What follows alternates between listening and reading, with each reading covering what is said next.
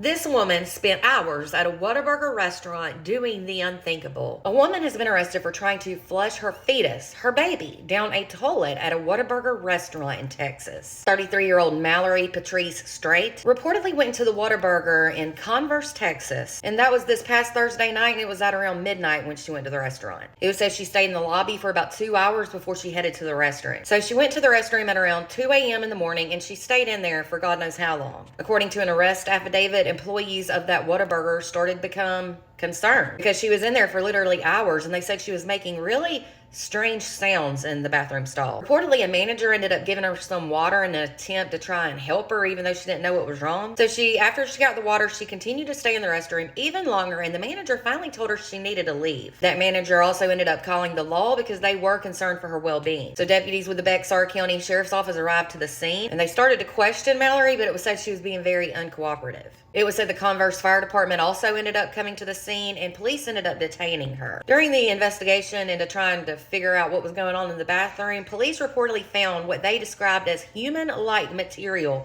in the restroom. So then Mallory and the remains of what they found were taken to a local hospital. It was said the fetus, which ended up being a baby girl, was still in the amniotic sac. Reportedly, medical professionals determined that Mallory was between 28 and 30 weeks pregnant. The arrest affidavit said that the baby appeared to have suffered from head injuries that suggested she may have been stuffed in the toilet and tried to be pushed down in there. Absolutely unreal. It was said as Mallory was being transported to the hospital, she told emergency personnel that she was sorry and that she's not selfish.